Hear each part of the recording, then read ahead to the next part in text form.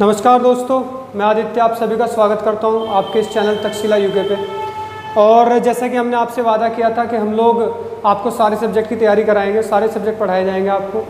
एक सब्जेक्ट हमारे आशीष सर जी ने शुरू किया था आपके साथ, यूके का उत्तराखंड का शुरू कर दिया था। और आज उत्तराखंड के अंदर ही सीरीज़ को आगे बढ़ाते हैं और हिंदी हम लोग देखेंगे, जो कि आपके आने वाले सभी एग्ज़ाम के लिए बहुत ज़्यादा इंपॉर्टेंट रहने वाली है। चाहे आपका जीडी का एग्ज़ाम हो, चाहे बंदी रक्षक का हो, चाहे लेखपाल पटवारी, आप किसी भी स्टेट में हो, हिंदी बहुत ज़्यादा मस्ट होती है, हिंदी बहुत ज़्यादा ज़रूरी होती है। इसी सब्जेक्ट को हम बहुत ही इत्मीनान से पढ़ने वाले हैं, बस आप लोग ध्यान से पढ़िएगा, एक एक चीज़ को पॉइंट टू पॉइंट देखते जाइएगा, ठीक है। मैं बहुत ही ज़ीरो से लेके चलूँगा काम को और बहुत ही आगे तक लेके जाएंगे। तो आप लोग पहला चैप्टर लगाइएगा वर्णमाला। वर्णमाला बहुत ही बेसिक चैप्टर होता है और बहुत ही इंपॉर्टेंट चैप्टर होता है, क्योंकि हिंदी की अगर मैं बोलूँ कि जान कोई चीज़ है तो वो है वर्णमाला। क्यों? बेसिक होती है। जैसे कि बच्चा सीखना शुरू करता है ना किसी चीज़ से, धीरे धीरे धीरे धीरे बोलना शुरू करता है, तो ऐसी हमारी क्या होती है, वर्णमाला होती है। वर्णमाला में सीखना, बोलना सिखाती है, व्याकरण सिखाती है, क्या चीज़ होती है। बेसिक ही नहीं पता होंगे तो आगे करेंगे क्या। इसलिए हम लोग क्या करेंगे कि धीरे धीरे पहले वर्णमाला से शुरू करेंगे और एक एक चैप्टर को इतनी देखते जाएंगे, ठीक है। तो आप लोग पहला चैप्टर लगा लो वर्णमाला। आज इसका अच्छी खासा पोस्टमार्टम करेंगे, देखेंगे इसके अंदर क्या होता है। एक एक क्वेश्चन बताऊँगा, इत्मीनान से पढ़ते रहना, ठीक है। चलो देखो भाई, क्या होती है वर्णमाला। अगर मैं बात करूँ परिभाषा की, इसकी फालतू की बकवास कुछ नहीं देखनी है कि बस पता लगा पूरी परिभाषा बता दी, एग्जाम में भी कुछ नहीं आ रहा है, ठीक है। परिभाषा क्या होती है कि वर्णों का व्यवस्थित क्रम क्या कहलाता है भाई, वर्णमाला कहलाता है। क्या कहलाता है? वर्णों का व्यवस्थित क्रम। वर्णों का व्यवस्थित क्रम क्या कहलाता है? वर्णमाला कहलाता है। पूछा जाएगा क्वेश्चन कि वर्णमाला क्या होती है, तो आप लोग क्या बोलोगे? वर्णों का व्यवस्थित क्रम वर्णमाला कहलाता है। अच्छा, ये तो हमने जाना भाई। अब व्यवस्थित क्रम कैसे? जैसे एक तरफ तो लिखा मैंने ब, एक तरफ लिखा मैंने र। ये क्या है फिलहाल? वर्ण, ठीक है ना, वर्ण। ये आप लोग अक्सर भी बोल सकते हो, वर्ण भी। मैं बताऊंगा अक्सर वर्ण में क्या अंतर होता है धीरे धीरे। अगर मैंने ब को लिखा और र को लिखा तो क्या हो जाएगा? बर। ऐसा कोई शब्द देखा आपने? गांव में तो देखा होगा, बर उसे बोलते हैं ना, बैल को जब जोतते हैं तो बर बर बोलते रहते, वो वाला बर नहीं है, ठीक है। वो ये वाला बर होता है, बर बर, समझ गए? ये वाला नहीं है। तो अब ये क्या करा मैंने, ब को इधर रखा था, र को इधर, कोई शब्द नहीं बना, नहीं बना ना। लेकिन अगर मैं इसे व्यवस्थित कर दूं थोड़ा, रो को इधर लगा दूं, इधर से हटा के, तो रब बन गया, तो व्यवस्थित हो गया। व्यवस्थित क्रम मतलब जो पहले आना चाहिए वो पहले, जो दूसरा आना चाहिए वो दूसरा, तीसरा, चौथा, ऐसे कर करके एक व्यवस्थित क्रम हो जाना चाहिए। वो क्या हो जाएगा? आपका वर्णमाला हो जाएगी। तो पहली बात हमने जानी कि वर्णों का व्यवस्थित क्रम क्या होता है, वर्णमाला। अब जो क्वेश्चन यहाँ से पूछे जाते हैं, देखो जरा, भाषा की सबसे छोटी इकाई बोलेगा आपसे कि भाषा की सबसे छोटी इकाई क्या होती है। और एक क्वेश्चन आपसे पूछेगा, भाषा की सबसे छोटी सार्थक इकाई। दोनों चीज़ों में अंतर भी नहीं, और अंतर धरती आसमान का है। किस शब्द का अंतर है? वो इस शब्द का अंतर है। ऊपर की साइड में सार्थक शब्द जुड़ा हुआ नहीं है, नीचे की साइड में सार्थक शब्द जुड़ा हुआ है। अगर मैं बात करूं भाषा की सबसे छोटी इकाई क्या होती है, तो वो होती है आपका वर्ण। और वर्ण जिसको हम क्या बोल देते हैं? ध्वनि। यानी ध्वनि का कोई सार्थक अर्थ नहीं होता। जैसे मैंने बोला र, पता लगेगा कुछ क्या कहना चाह रहा हूँ मैं? कुछ भी नहीं पता लगा। किसी चीज़ की याद आई र बोलने से? बिल्कुल नहीं आई, ठीक है। तो वो होती है वर्ण या ध्वनि। अब मैं बात करूँ भाषा की सबसे छोटी सार्थक इकाई की, इसका मतलब ये होगा कि आप लोग जो बोलो उसका कोई ना कोई अर्थ होना चाहिए, वही भाषा की सबसे छोटी सार्थक इकाई होगी। और वो होती है आपका शब्द। जानते कैसे? मैंने लिखा र, अभी बताया मैंने, र का कोई अर्थ नहीं होता। अगर मैंने इसके साथ में जोड़ दिया ब, तो ये बन गया रब, और रब से में क्या याद आएगा? भगवान, ठीक है। अगर मैंने बोला ल, इधर लिखा ठ, तो क्या हो गया? लठ। इसका अर्थ तुरंत सभी को पता लग जाएगा, क्या होता है? डंडा। हो जाएगा कि नहीं हो जाएगा? तो लठ का मतलब क्या आ जाएगा तुरंत दिमाग में? डंडा। यानी कि अर्थ है कि नहीं है? सा अर्थक। सा अर्थक का मतलब अर्थ साथ में चलता हो। तो लट क्या हो जाएगा? सार्थक इकाई हो जाएगी। और ये क्या कहलाएगा? आपका शब्द। और ये क्या है? आपके वर्ण। बहुत अच्छी तरीके से मैंने बताया, उम्मीद करता हूँ समझ में आई होगी बात। ठीक है, अब देखो ज़रा, तो ध्यान रखना एग्जाम में क्वेश्चन आता है, कन्फ्यूज नहीं होना है। भाषा की सबसे छोटी इकाई तो वर्ण या ध्वनि, भाषा की सबसे छोटी सार्थक इकाई तो शब्द, क्योंकि शब्द का ही अर्थ होता है, बाकी किसी का नहीं होता। ठीक है, अब बात करते हैं अक्षर क्या होता है और वर्ण क्या होता है, उसके बारे में जानते हैं हम लोग। अक्षर और वर्ण, चलो जैसे मैंने लिखा राम, आपकी बहुत सी बुकों में एक बहुत ही कॉमन शब्द है, बहुत ही प्यारा, बहुत ही पवित्र नाम होता है राम। अगर मैं इसकी बात करूँ, इसके अंदर बोलूँ कि वर्ण कितने हैं और बोलूँ अक्षर कितने हैं, क्या बात करी मैंने, वर्ण कितने हैं और अक्षर कितने हैं। तो पहले मैं बता देता हूँ अक्षर, तो अक्षर कितने हैं इसके अंदर, एक और एक दो, तो अक्षर तो है इसके अंदर दो। ठीक है, जय जय राम जय श्री राम, दो अक्षर का प्यारा नाम। ठीक है, तो वर्ण क्या होता है, अब देख लेते हैं वर्ण क्या होता है। हर एक वर्ण के अंदर, जब भी कोई आप र लिखा, मान लेते हैं आपने र लिख दिया, तो हर एक वर्ण के अंदर एक स्वर जरूर छिपा रहता है, और क्या होता है, वो कुछ भी हो सकता है, ए अ ई ऊ री री ए ऐ ओ औ, कोई भी स्वर हो सकता है। बात समझ आई ना। देखो जैसे इसके अंदर अगर मैं वर्ण की बात करूँ तो क्या होता है, र हो गया शुरू का, इसमें क्या मात्रा आ रही है, आ की, तो आ हो जाएगा इससे बाहर। ठीक है ना, हलंत इसलिए लगा क्योंकि स्वर हट गया, आगे क्या बचा म, हलंत इसमें क्या छिपा हुआ है। अभी बातें मानता हूँ समझ में नहीं आई होगी, लेकिन अभी मैं इसके ऊपर बहुत सारे क्वेश्चन कराऊंगा वर्णों के ऊपर, आपको इजीली पता लग जाएगा क्या मामला होता है। अभी पहले मैं अक्षर बताता हूँ, अक्षर कैसे गिनते हैं, पहले छोटा काम देख लेते हैं। जैसे मैंने लिखा पल्लव, पल्लव, ठीक है, और क्या हो गया भाई आपका उज्ज्वल, ठीक है, उज्ज्वल, और सनक, ठीक है ना, लालित्य। तो पहले इन्हें देख लेते हैं, अक्षर गिन के बता रहा हूँ मैं, अक्षर कितने हैं इसके अंदर, पूछ लेता है क्वेश्चन, इसमें कितने अक्षर कितने वर्ण होते हैं। पल्लव की अगर मैं बात करूँ तो ध्यान रखने वाली बात यह है, जब भी आप अक्षर गिन रहे होंगे, अक्षर गिनते समय आपको आधा वर्ण काउंट नहीं करना है। कैसा वर्ण नहीं काउंट करना है, आधा वर्ण काउंट नहीं करना है। जैसे ये तो पूरा है, तो एक तो ये हो गया, ये एक ही कहलाएगा क्योंकि आधा है।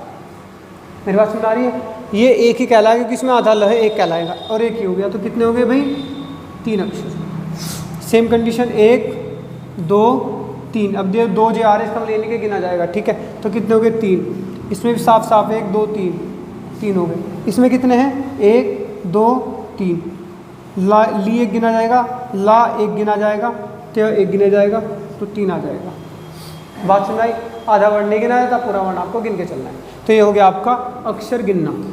अब हम बात करते हैं वर्णों की। वर्णों पे जाने से पहले मैं कुछ चीज़ें बता देता हूँ, वो आपने ध्यान रखनी है। देखो जैसे मैंने लिखा ता, ती, ते, तू, तू, तो, ये कुछ वर्ण मैंने लिख दिए, कुछ अक्षर मैंने लिख दिए। ठीक है, देखो ज़रा भाई, अगर मैं इसमें बात करूँ तो इसमें कौन सा स्वर छिपा हुआ है, बताओ कौन सा छिपा हुआ है, आ।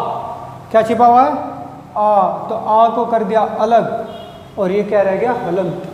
हलंत कब लगता है, जब किसी शब्द, किसी अक्षर में से आप लोग स्वर को बाहर कर देते हो तो उसके अंदर लग जाता है हलंत। होता क्या है, जैसे हम लोग होते हैं ना, एक शरीर, और शरीर के अंदर होती है आत्मा, तो मेन चीज़ क्या होती है, आपकी आत्मा होती है। अगर आत्मा को निकाल दिया तो क्या बचेगा, शरीर, और शरीर कैसा, मृत। तो सेम कंडीशन इनकी होती है। इसके अंदर मेन जो होता है वो स्वर होता है। स्वर की वजह से ही हम लोग समझ पाते हैं, स्वर की सहायता से हम व्यंजन को बोल पाते हैं। व्यंजन का खुद का कुछ नहीं महत्व होता, इतना स्वर की वजह से होता है। ठीक है, जैसे मैं दिखा देता हूँ, आपने बोला ता, स्वर है इसलिए आपने ता बोला, लेकिन अगर मैं इसमें से आ हटा दूँ ना, तो क्या बचा, क्या बोलोगे इसे, जिसमें हलंत लगा रहता है, कैसे बोलना होता है उसे बोलेंगे त, यानी शुरू होने से पहले ही खत्म। तो क्या बोलोगे, त। जैसे मैं लिख दूँ प हलंत, तो क्या बोलोगे, प, यानी शुरू होने से पहले खत्म हो जा रहा है। तो जब स्वर हट जाता है तो वो मृत हो जाता है। ये है आपका मृत वर्ण। कहने की बात है, इस तरीके से समझो, स्वर होता है आत्मा, ठीक है, स्वर होता है आत्मा और व्यंजन होता है शरीर। इस तरीके से आपको समझ के चलना है। इसके अंदर क्या होगा, त हलंत, और इसमें ई कौन सी है, बड़ी, क्योंकि बड़ी ई की मात्रा है। इसकी बात करूँ तो क्या है भाई, त, इसमें कौन सा है ए, समझ रहे हो बात को। इसके अंदर क्या है भाई त, और इसमें क्या छुपा हुआ है बड़ा ऊ, ये अलग कर दिया मैंने, स्वरों को अलग कर रहा हूँ। तू के अंदर क्या है त, और इसके अंदर क्या आ गया छोटा ऊ, और इसके अंदर त, तो ये कौन सी मात्रा होती है ओ की। उम्मीद करता हूँ समझ में आया होगा। इसी तरीके से एक शब्द होता है त्रिप, जैसे तृप्त लिख देते हैं हम लोग तृप्त, तो इसके अंदर क्या छिपी हुई है त हलंत री, क्योंकि ये किसका साइन होता है री से, ऋषि वाले री का साइन होता है, तो ये क्या हो जाएगा त हलंत री। उम्मीद करता हूँ बहुत अच्छी तरीके से समझ में आया होगा। आगे बढ़ते हैं हम लोग। अब बताता हूँ आपको मैं वर्ण विच्छेद करना। बहुत ही मैंने बताया ना बेसिक से लेके चलूंगा, बिल्कुल बेसिक से लेके चल रहा हूँ, धीरे धीरे समझते जाना। वर्ण विच्छेद और अक्सर पे क्वेश्चन पूछ बैठता है कि बताओ इसका वर्ण विच्छेद क्या होगा। देखो अब एक शब्द लिखता हूँ मैं राजन,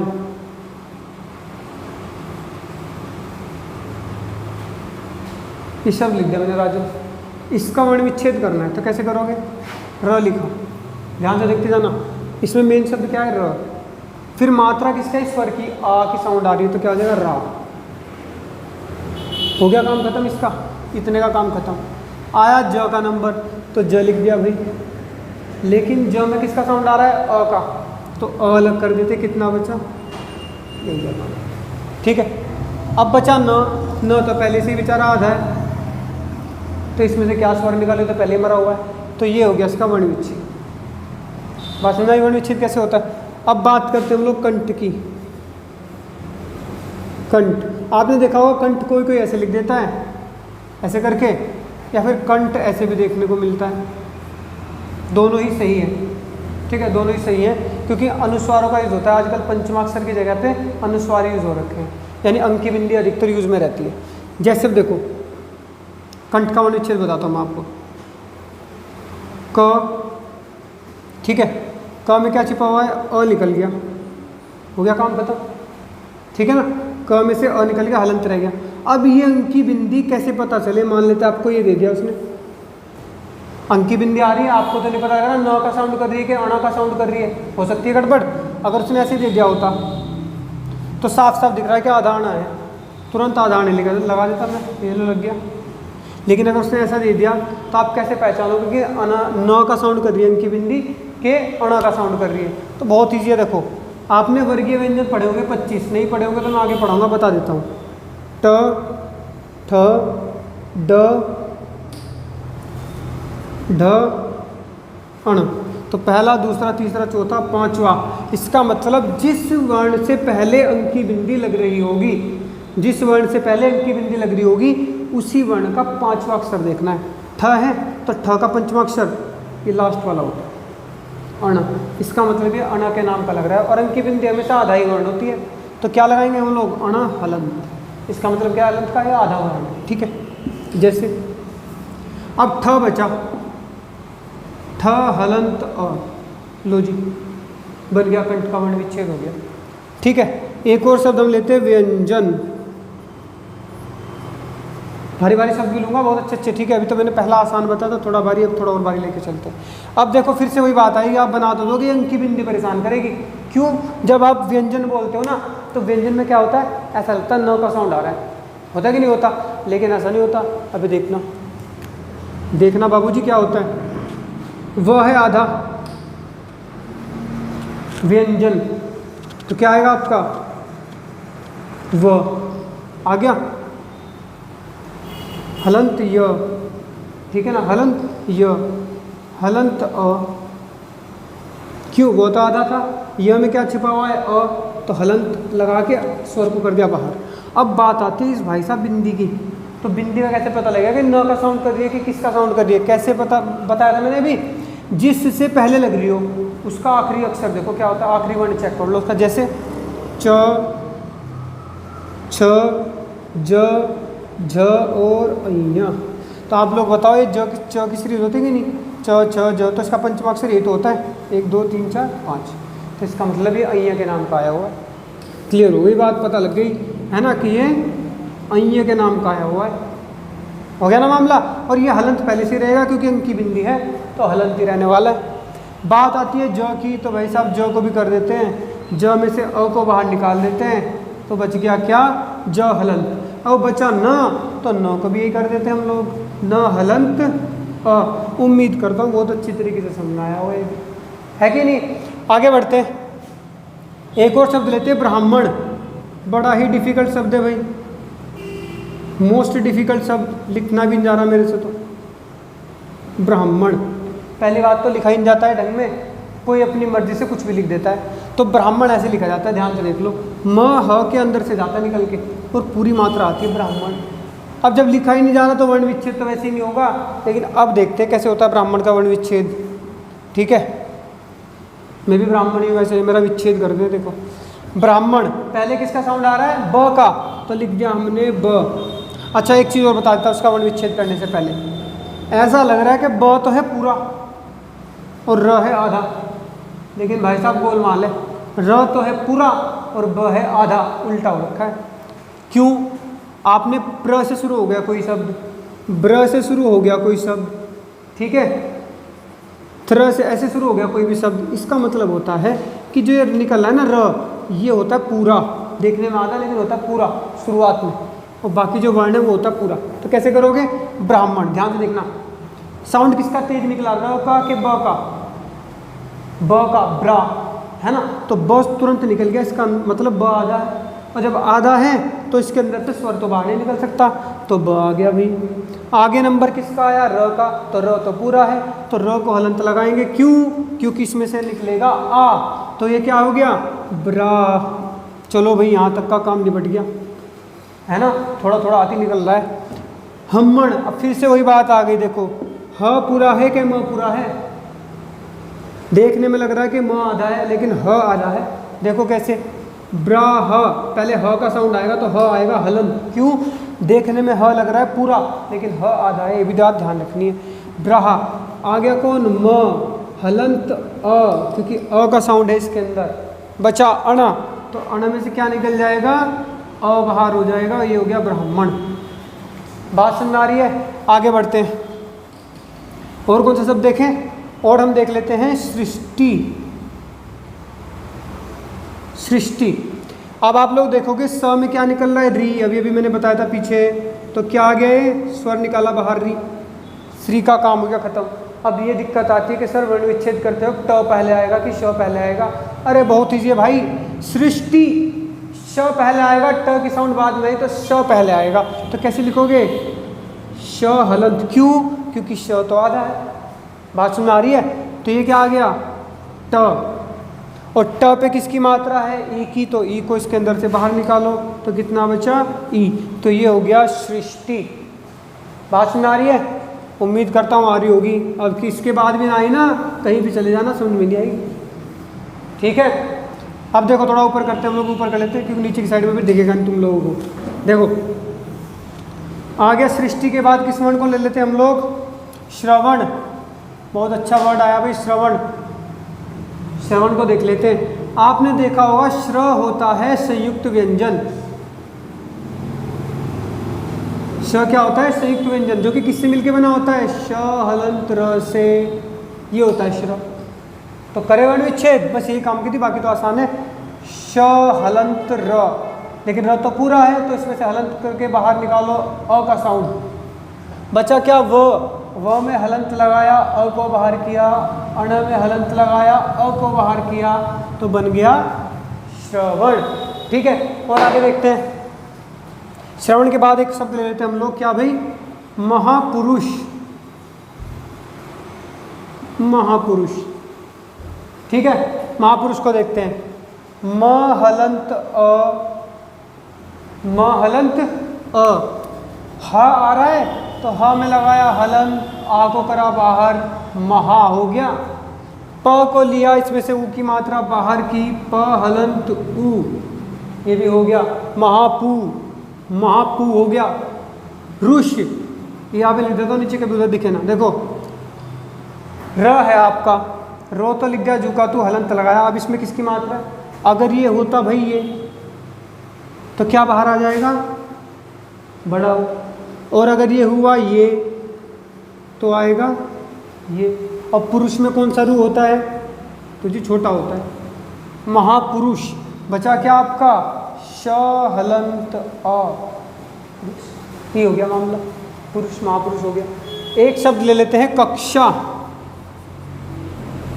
कक्षा में क्या होगा? तो क हलंत अ। अब फिर से वही बात, अक्षय होता है आपका संयुक्त व्यंजन। और संयुक्त वर्ण का मतलब क्या है? ऐसे तोड़ते हैं, क्या मिलेगा? क हलंत श, ये होता है क हलंत श। तो जैसे हम तोड़ेंगे इसे, इसमें निकलेगा क हलंत श, और श में क्या छिपा हुआ है? अ। तो इसे भी बाहर मारो फेंक के, ये कितना हो गया? अ। लो जी, हो गया वर्ण विच्छेद। आसान है कि नहीं है? एक एक शब्द, कितना भारी शब्द उठा लो आप लोग, और सब में देख लेता हूँ कोई एक आध अच्छा चमके तो। संचय और घमंड को ले लेते हैं भाई, संचय और घमंड को देखते हैं, फिर कुछ मैं तुम्हें दूंगा, करके देखना। संचय और घमंड, देखो अब ध्यान से। अब फिर से वो अंकी बिंदी का मामला सुलझा देता हूँ मैं तुम्हारा। अंकी बिंदी आ रही है, कैसे पता चलेगा? न का साउंड आ रहा है, म का साउंड आ रहा है, कि अणा का साउंड आ रहा है, या अय्य का साउंड आ रहा है। देखो, संचय स लिख दिया, हलंत अ, स का काम पूरा हो गया। अगला नंबर किसका है? इसकी बिंदी का साउंड आ रहा है, संचय। तो च आया है ना, देखो च से पहले बिंदी है। च का पंचम अक्षर क्या होता है? च छ ज झ अय्य। इसका मतलब ये क्या है? अय्य। और अंक की बिंदी तो आधा तो पहले रहा होगा। लो जी, अब तो च और य का आसानी से हो जाएगा। कैसे लिखोगे? च हलंत अ प्लस य हलंत अ। लो जी, हो गया संचय। अगला नंबर है घमंड का। घमंड, जिंदगी झंडबा फिर भी घमंडबा, तो वो वाला घमंड है। घ हलंत अ, म का साउंड आ रहा है, म हलंत अ। ठीक है भाई। अब फिर वही बात, प फ ब भ म। अब बताइए, देखो यहाँ तक का तो मैंने कर दिया। अब फिर से बात आएगी, न का साउंड आएगा कि अणा का? तो ड की सीरीज का पांचवा वर्ण कौन सा होता है? ट ठ ड ढ अणा। हो गया काम, पता लग गया, तुम तो होशियार हो गए। घमंड, ड का क्या कर देंगे? ड हलंत अ। ये लो जी, हो गया ये भी घमंड भी। अब लास्ट एक दो और बता देता हूँ, और फिर आप किसी का भी कर लेना, आसानी से हो जाएगा। देखो, छापते जाना, हंस और हंस, इनका देख लेते हैं। क्योंकि स में तो पंचमाक्षर नहीं होता, ना इस स में पंचमाक्षर होता, तो इनका कैसे करेंगे? बहुत आसान है। ह प्लस इसमें निकलेगा अंग, ठीक है, और स हलंत अ। समझ आ गई बात? इसमें देख लेते हैं, ह अलंत, इसमें निकलेगी चंद्र बिंदु वाला अ बाहर, अंग, और ये बचेगा क्या आपका? स हलंत अ। ठीक है, बात सुनाई? तो मैं आपको एक दे देता हूँ, घर से करके लाना, एक ही देता हूँ, ज़्यादा नहीं देता।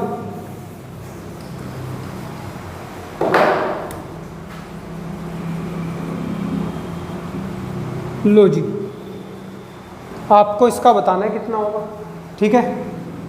कल दिखूंगा इसका वर्ण विच्छेद, अगली क्लास में इसे बताऊंगा। अच्छी तरीके से उम्मीद करता हूँ तुम लोगों की समझ में आया होगा। बहुत ही डिटेल में, बहुत ही बारीकी से मैंने वर्ण विच्छेद करके बताया, अक्षर भी बताए कि अक्षर कितने होते हैं, वर्ण कितने होते हैं। आज पहली क्लास में हमने सिर्फ अक्षर को और वर्ण को जाना। अगर आपको क्लास अच्छी लगी हो, कमेंट सेक्शन में जरूर बताना कि हाँ सर क्लास अच्छी लगी। बुरी लगी हो तो भी बताना, सुधार करेंगे, ठीक है ना? और आपका ऐसी वीडियो चाहिए तब भी कमेंट में लिखोगे सर हाँ हमें वीडियो चाहिए। और अगर आपको अच्छी लगी तो शेयर करो, लाइक करो, ज़्यादा से ज़्यादा चैनल को सब्सक्राइब करो, ठीक है? मिलते हैं नेक्स्ट वीडियो में, तब तक के लिए धन्यवाद।